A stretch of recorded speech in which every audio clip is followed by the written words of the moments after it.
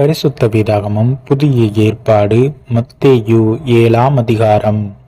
நீங்கள் குற்றவாளிகள் என்று தீர்க்கப்படாதபடிக்கு மற்றவர்களை குற்றவாளிகள் என்று தீர்க்காதிருங்கள்.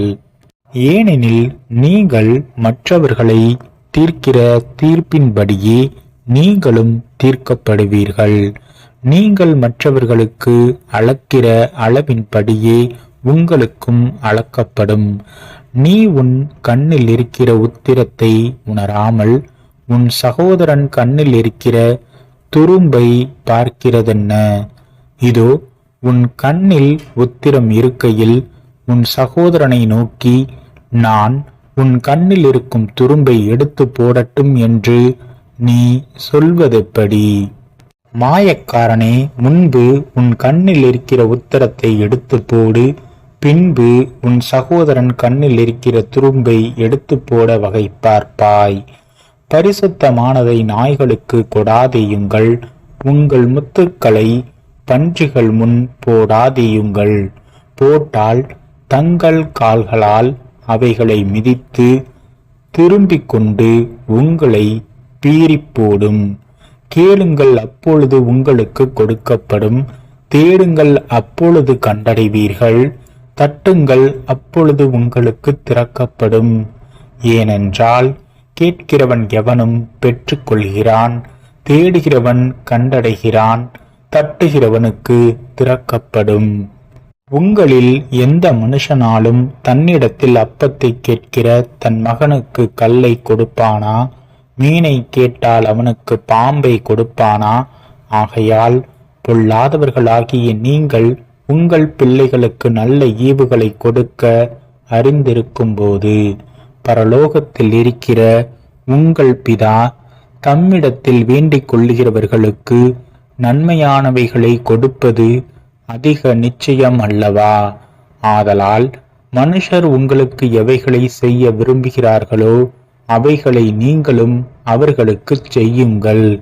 இதுவே நியாயப்பிரமாணமும் தீர்க்க தரிசனங்களுமாம். இடுக்கமான வாசல் வழியாய் உட்பிரவேசியுங்கள்.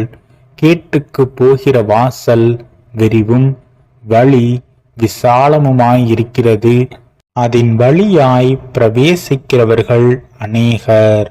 ஜீவனுக்கு போகிற வாசல் இடுக்கமும் வழி நெருக்கமுமாயிருக்கிறது, அதை கண்டுபிடிக்கிறவர்கள் சிலர். கள்ள தீர்க்க தரிசிகளுக்கு எச்சரிக்கையாயிருங்கள். அவர்கள் ஆட்டுத்தோலை போர்த்தி கொண்டு உங்களிடத்தில் வருவார்கள், உள்ளத்திலோ அவர்கள் பட்சிக்கிற ஓநாய்கள். அவர்களுடைய கனிகளினாலே அவர்களை அறிவீர்கள்.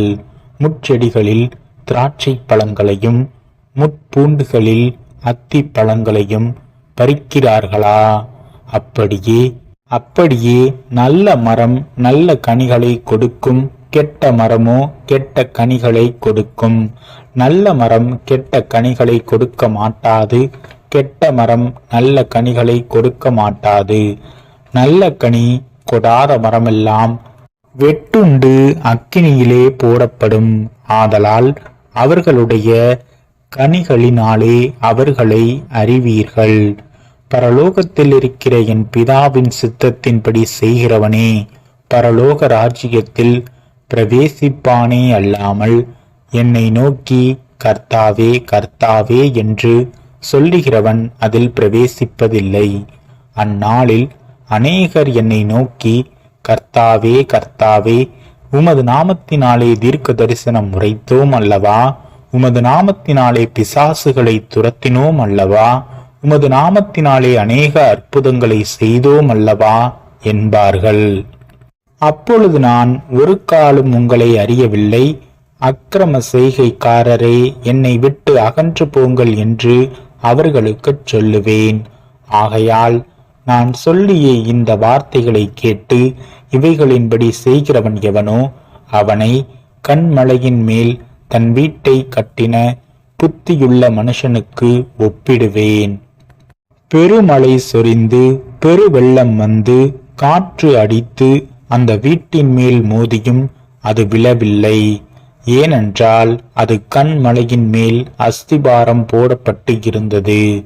நான் சொல்லிய இந்த வார்த்தைகளை கேட்டு இவைகளின்படி செய்யாதிருக்கிறவன் எவனோ அவன் தன் வீட்டை மணலின் மேல் கட்டின புத்தியில்லாத மனுஷனுக்கு ஒப்பிடப்படுவான்.